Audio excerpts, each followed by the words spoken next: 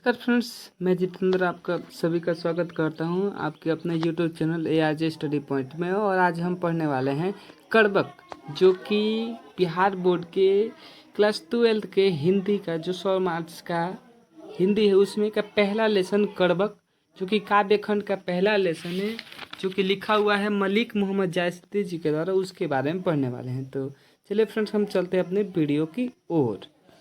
तो सबसे पहले जानने से पहले हम थोड़ा कवि के परिचय में बारे में जान लेते हैं, क्योंकि आपको पता है हमेशा ही कवि के जो जीवनी है उसमें से पूछता रहता है, एडजेक्टिव आते रहता है।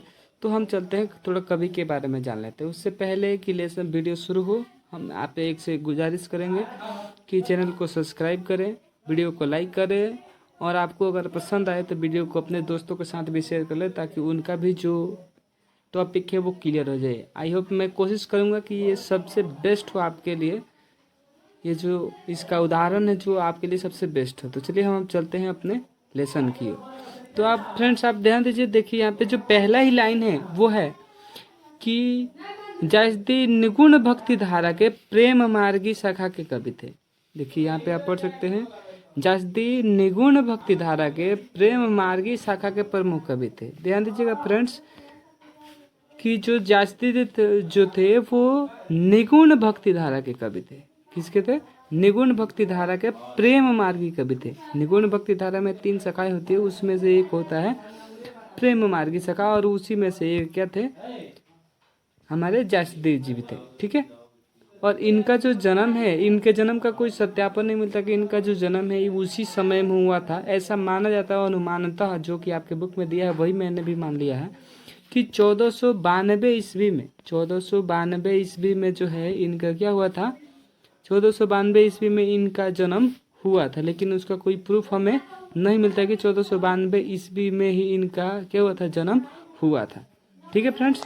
और इनका जो 1492 ईस्वी में जन्म हुआ था वो उत्तर प्रदेश के जायस जिले में हुआ था। कहाँ हुआ था? उत्तर प्रदेश के जायस नामक स्थान पे हुआ था, इसलिए इन्हें जायसी के नाम से भी जाना जाता है। ठीक है।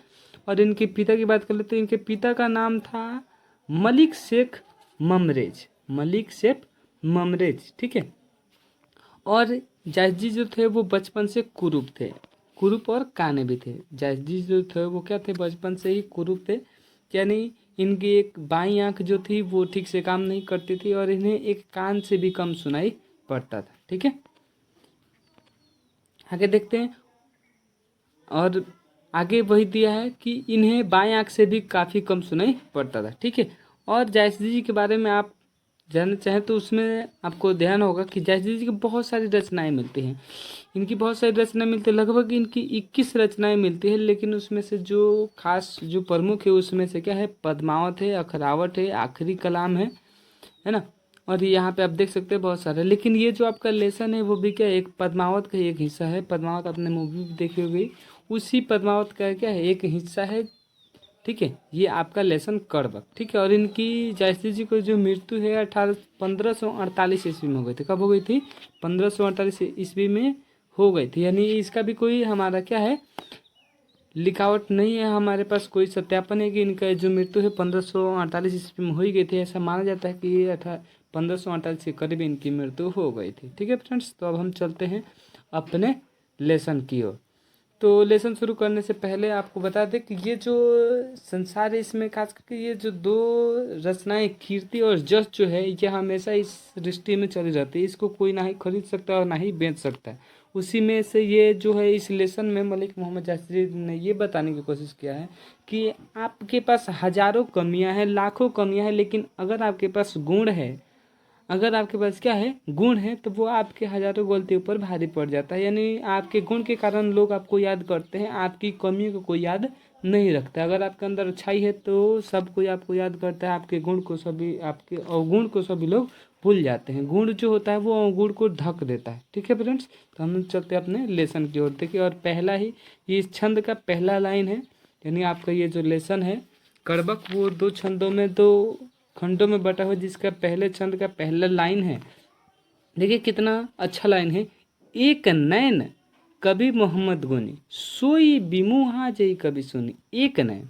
हाँ फ्रेंड्स, ध्यान दीजिएगा, एक नैन, यानी कभी कहते हैं कि एक नैन का हूँ। सोई बिमुहा जई कभी सुनी, यानी कभी कहते हैं कि मैं एक नयन का हूँ, लेकिन एक नयन के होते हुए भी जिसने भी मेरे काव्य को सुना, जिसने भी मेरे काव्य को पढ़ा, जिसने भी मेरे कविता को पढ़ा, वो मेरी ओर मोहित हो गया, मेरे तरफ विमुख हो गया, यानी मेरा क्या करने लगा, गुणगान करने लगा। ठीक है फ्रेंड्स, आगे है चांद जैस जग विधि अवतारा, दिन ही कलंक किन्हीं उजियारा, यानी चांद जैसे। जी फ्रेंड्स, चांद जैसे यानी कभी कहते हैं कि चांद की तरह, चांद जैसे मतलब चांद की तरह जग विधि अवतारा, यानी जगदीश्वर ने इन्हें उतारा, यानी चांद की तरह भगवान ने इन्हें इस धरती पे उतारा।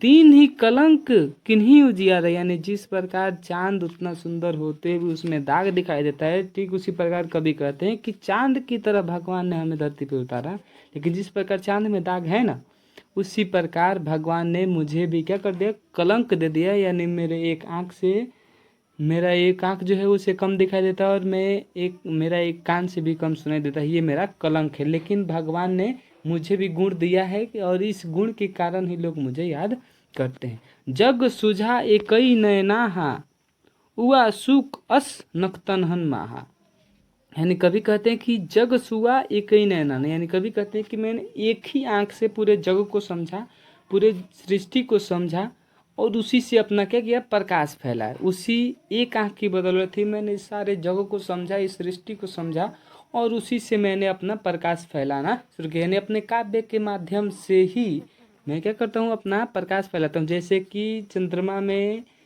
उतना सुंदर होते हुए उसमें कलंक है, लेकिन वो क्या करता है, रात में अंधेरे में हमें क्या करता है, रास्ता दिखाता है। ठीक उसी प्रकार से कवि जो हैं वो एक आंख से ही पूरे जग को समझे, उनके अंदर हजार कमियां हैं, यानी वो काने भी हैं और उन्हें एक आंख से कम भी दिखाई देता है। ठीक है, लेकिन फिर भी वो अपने काव्य की रोशनी से जग को उजियारा करते। ठीक उसी प्रकार देखिए यहाँ पे लिया है, उआ सुख असनक्तन हन्माहा, यानी ठीक उसी प्रकार से जिस प्रकार शुक्र हजारों नक्षत्रों के बीच प्रकाशमान होता है, उसका एक अपना प्रकाश होता है, उसका एक अलग चमक होता है, ठीक उसी प्रकार से इस सृष्टि में मलिक मोहम्मद जासदी जी भी अपने काव्य की मदद से प्रकाश फैला रहे हैं। जैसे कि आप लोग देखे होंगे कि ये जो नक्षत्र है, नक्षत्रों में जिस प्रकार जो सूर्य है, शुक्र है, उसका एक अलग ही पहचान है, उसकी एक अलग ही चमक है। ठीक उसी प्रकार से जासदेव जी की भी अपने काव्य की बदौलत क्या है, उनकी भी एक अलग पहचान है। चलिए फ्रेंड्स, तो हम आगे चलते हैं। आई होप आपको अच्छा लग रहा होगा। जैसे कि देखिए अगला लाइन है, जो लही अम्ब ही डाभ न होई, तो लही सुगंध बसाई ना सोई। जो लही अम्ब ही मतलब होता है आम में, ठीक है, अम्बही मतलब आम में, और डाभ मतलब होता है डाभ, यानी जिसे हम मोजर कहते हैं, मोजर मंजरी। ठीक है, यानी आम लगने से पहले जब आम का सीजन आता है तो उसमें से नुकीले पदार्थ आते हैं, जिसपे कि आगे चल के वो धीरे धीरे बढ़ता है तो टिकोड़ा से आम ले लेता है। ठीक उसी प्रकार से कहते हैं, कभी लिखते हैं यहाँ पे कि जो लही अम्बही डाभ न हो, यानी जब तक आम की डाल में ये जो मंजरी है, अम्बही में आम में जो ये जो डाभ है, डाभ नहीं पकड़ता है, तब तक से उसमें सुगंध नहीं आता है। तब तक से फ्रेंड्स क्या होता है, उसमें सुगंध नहीं आता है। यानी आम का जब भी समय आए, जब तक कि उसमें क्या होगा, जो ये मंजरी है, ये जो डाभ है मंजरी, वो जब तक पकड़ेगा नहीं तब तक उसमें से हमें कोई सुगंध नहीं आता है। क्योंकि डाभ जो होता है वो नुकीला होता है, लेकिन फिर भी उसमें अवगुण होता है, हर चीज़ में कोई ना कोई अवगुण होता है, लेकिन उसके हम गुण को याद करते हैं, उसके अवगुण को भुला देते हैं। ठीक है, तो आगे है, किन्हीं समुद्र पानी जो खा रहा, तो अति भरहु असूझ पारा, यानी कभी कहते हैं किन्हीं समुद्र, यानी ये जो समुद्र का पानी है वो क्या है जी, खारा है। समुद्र का पानी है वो क्या है, खारा है। तभी तो अति भरहु असूझ पारा, तभी जो समुद्र का पानी है वो क्या है, असूझ है, उसे आज तो कोई समझ नहीं पाया, इतने अपार, इतने विशाल मात्रा में है, उसे कोई पूछता नहीं है। अगर ध्यान दीजिए फ्रेंड्स, अगर झील की तरह, मीठे जल की तरह अगर समुद्र का पानी भी मीठा होता तो क्या आज समुद्र का पानी इतना बड़े मात्रा में हमारी पृथ्वी पाया जाता और लोग उसे इसी तरह खुले छोड़ देते, नहीं छोड़ते। तो वही लिखा है कि समुद्र पानी जो खारा, यानी समुद्र का पानी खारा है, तभी तो अति भरऊ असूझ अपारा, यानी तभी वो क्या है, इतना असूझ है, इतना अपार मात्रा में उसे कोई समझ नहीं सकता है। ठीक है फ्रेंड्स, तो ये जो आपका ये जो दो लाइन है, जो लयम बही डाभ न होई तो ले सुंद बसाई न सोही, किन ही समुद्र पानी जो खारा तो अति भरऊ असूझ अपारा। ये जो लाइन है वो खास करके आप एग्जाम में पूछा जाता है, कई बार पूछा भी जा चुका है और नीचे भावार्थ लिखा हुआ है, आप आसानी से लिख सकते हैं या याद कर सकते हैं। ठीक है, तो आगे बढ़ते हैं फ्रेंड्स अपने कविता के अंदर। ठीक है, तो ये देखिए आगे है कि जो सुमेरु त्रिशूल विनाशा भाव कंचन गिरी भाग आकाशा, यानी बोला जा रहा है कि कवि कहते हैं कि जो सुमेरु, यानी जब तक सुमेरु पर्वत को त्रिशूल से भगवान ने विनाश नहीं किया था, भगवान शंकर ने जब तक सुमेरु पर्वत को अपने त्रिशूल से विनाश नहीं किया था, तब तक भाग कंचन गिरी आग आकाशा, तब तक वो सुमेरु जो पर्वत है वो भी सोने का नहीं हुआ था। ठीक है फ्रेंड्स, आगे है कि जो लही घरई कलंक न पारा कांच होई नहीं कंचन कारा, यानी जो लही घरी कंचन पारा, यानी बोल रहे हैं कभी कि जब तक जो व्यक्ति के अंदर होता है, जो उनकी कमियां होती है, कमियों को दूर हम नहीं करते, तब तक उसके अंदर की जो अच्छाइयाँ होती है वो हमें दिखाई नहीं देती। जैसे कि आप देखिए यहाँ पे दिया है घड़िया कलंक न पारे, यानी जो लही घड़ी कलंक न पड़े, यानी यहाँ पे कहने का मतलब कि जब तक जो सोनार है, आप लोग देखते होंगे कि एक सोनार जब भी हम कुछ लेकर जाते हैं सोना, तो वो क्या करता है एक घड़िया में, यानी एक बर्तन जो होता है खड़िया, ठीक है, खड़ी यानी जिसे घड़िया कहा जाता है, जहाँ पर कि वो क्या करता है बर्तन को उसमें सोने को तपाता है और उससे शुद्ध करता है। ठीक है, तो जिस प्रकार सोने को जब तक खड़िया में तपाया नहीं जाता तब तक वो शुद्ध नहीं होता, ठीक उसी प्रकार से, ठीक है, कि जितने भी मनुष्य हैं उनको जब तक वो तपते नहीं है, उनके अंदर की जो अच्छाई है वो क्या होती है, हमारे सामने प्रकट नहीं होती। ठीक है, ठीक उसी प्रकार से जब तक कि सोने को घड़िया में नहीं तपाया जाता है, ठीक है, तब तक कि जब तक उसको घड़िया में नहीं तपाया जाता तब तक वो कच्चे धातु से अच्छा सोना नहीं बनता। ठीक उसी प्रकार से मनुष्य भी जब तक अपने विकट परिस्थितियों से गुजरता नहीं है तब तक वो भी एक अच्छा मनुष्य नहीं बनता है। आगे है फ्रेंड्स आपका अंतिम लाइन पहले छंद का, एक नैन जस दर्पण ओ ते ही निर्मल भाव, सब रूपवंत गही मुख, सब रूपवंत गही मुख जो वही कही चाऊ। यानी देखिए फ्रेंड्स कितना अच्छा लाइन है कि एक नैन जस दर्पण ओ ते ही निर्मल भाव, यानी कभी कहते हैं कि एक मेरा जो क्या है एक नयन, यानी मैं एक नयन का हूँ लेकिन मेरा एक ही आंख है, लेकिन वो क्या है दर्पण के समान है। वो क्या है दर्पण के समान है, वो क्या है दर्पण के समान है, और ते ही निर्मल भाव, यानी सबके लिए इसमें प्यार है। मेरा जो एक ही आंख है लेकिन ये आंख जो क्या है दर्पण की तरह एकदम साफ है और इसमें सबके लिए प्यार है। यानी जब भी हम शीशे की तरफ जाते हैं, शीशे में आईना देखते हैं, चाहे वो रूपवंत हो या कुरूप हो, चाहे वो कैसा भी हो, वो क्या करता है जो शीशा होता है वो किसी से भी बैर नहीं करता, जैसा होता है वैसा वो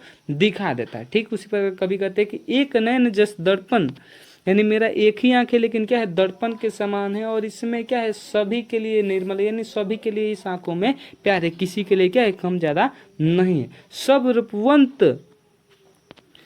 रूपवंत गही मुख जो वही कही चाहू, यानी सभी जो रूपवंत हैं, यानी मेरा ये जो गुण है, ये जो मेरा निर्मल भाव है, ये जो मेरे क्या है गुण है, मेरा काव्य जो है, मेरे गुण के कारण जितने भी रूपवंत लोग हैं, जितने भी रूपवान हैं, वो क्या करते हैं मेरे मुख की ओर देखते हैं और ये आशा करते हैं कि मैं कुछ कहूँ और वो उससे कुछ सीखें। ठीक है, मेरे गुण के कारण जितने भी रूपवान लोग हैं वो क्या करते हैं मेरे मुख की ओर देखते हैं और ये आशा करते हैं कि मैं उनसे कुछ कहूं ताकि वो कुछ सीख सके। आई होप ये वीडियो आपको पसंद आया हो। वीडियो आपको पसंद आया हो तो चैनल को सब्सक्राइब करें, बेल आइकन को दबाएं और अपने दोस्तों को भी शेयर करें ताकि उनका भी जो तैयारी है वो पूरी तरह से हो सके। थैंक यू फ्रेंड्स, मिलते हैं अगले वीडियो में, तब तक के लिए bye bye, see you, Tata.